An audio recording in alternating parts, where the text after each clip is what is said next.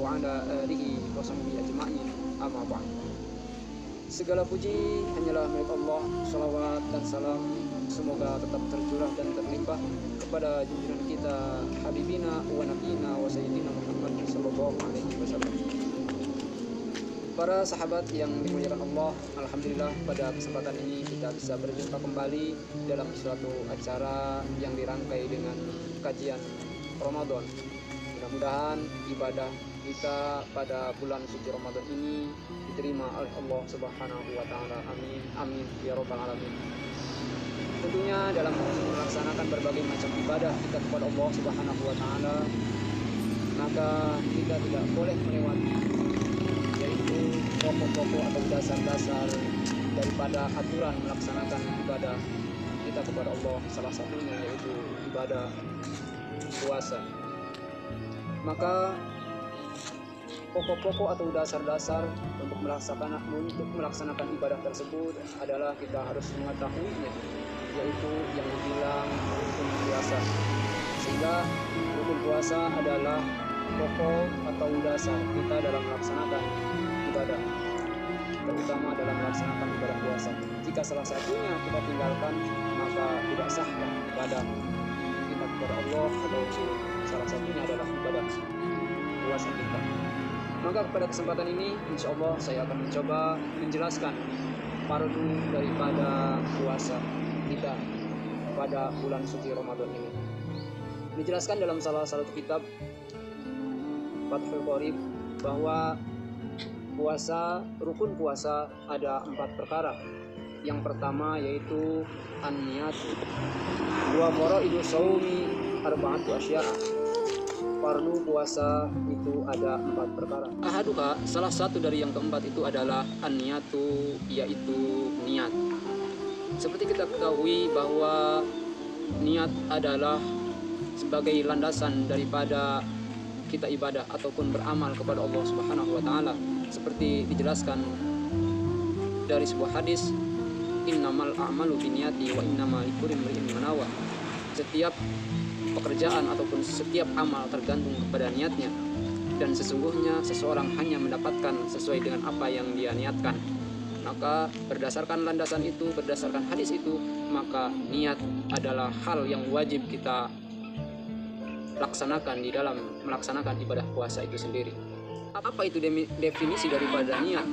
Maka Imam Nawawi menjelaskan qasdu syai'in muqtarinan bi fi'lihi, yaitu bermaksud mengerjakan sesuatu dengan bertekad bulat untuk mengerjakan sesuatu itu atau pekerjaan itu. Maka itulah yang dinamakan. Kemudian selanjutnya adalah dalam melaksanakan niat di dalam ibadah puasa, yaitu pertama kali yang harus kita lakukan niat kita bil qalbi, yaitu letaknya di dalam hati. Kita niat puasa bil qalbi, yaitu di dalam hati kita. Karena definisinya ataupun penjelasannya kenapa itu di dalam hati, wa mahalu hal qalbu, tempat niat itu adalah di dalam hati. Maka berdasarkan itu, maka kita harus mengungkapkan niat itu di dalam hati kita. Bagaimana kalau ucapan saja? Kalau hanya ucapan itu dibilang hanya sunnah gitu. Jadi wa talaffudu biha sunnatun, mengucapkan niat adalah sunnah. Kemudian selanjutnya, kapan itu berlakunya niat di dalam melaksanakan ibadah puasa? Min iqa'i lailan, yaitu pada waktu malam. Jadi niat kita dilaksanakannya pada waktu malam. Dan unsur apa saja yang mesti ditempelkan di dalam niat itu, di dalam hati kita, yaitu ta'yin, yaitu menentukan keparduan. Contohnya yaitu ke Ramadan dan au nadrin, atau melaksanakan ibadah fardu nazar. Kita harus menentukan apakah puasa kita puasa Ramadan atau puasa nazar. Maka niat daripada puasa itu sendiri adalah nawaitu sauma wadin an adai fardhi Ramadan hadihi sanati lillahi ta'ala. Itulah niat puasa yang sudah mahsud, yang sudah ditentukan. Rukun puasa yang kedua adalah al-imsaku anil akli wasyurbi, yaitu menahan makan dan minum. Maka rukun puasa yang kedua adalah menahan makan dan minum, sehingga sehari penuh kita tidak boleh makan dan minum. Wa in qala, walaupun sedikit, sehingga sedikit dan banyaknya sama hukumnya, yaitu akan membatalkan puasa jika kita tidak bisa menahan makan dan minum. Makan dan minumnya itu ada unsur kesengajaan. Ingda ta'amada, kalaupun sengaja maka ini akan membatalkan. Bagaimana kalaupun lupa ataupun tidak mengetahui? Kalaupun lupa maka ini tidak akan membatalkan. Rukun puasa yang ketiga adalah al-jima'u, yaitu kita bersetubuh atau berjima dengan istri kita pada siang hari, maka ini akan membatalkan puasa. Bagaimana kalau lupa? Ya, kalau lupa tidak membatalkan. Ini dilakukan dengan unsur sengaja, kemudian dia tahu kalau berjima itu akan membatalkan puasa. Kemudian rukun puasa yang keempat yaitu tamudul qai'i, yaitu menyengaja muntah. Maka kembali, kalaupun muntahnya itu tidak ada unsur sengaja, karena memang ada dorongan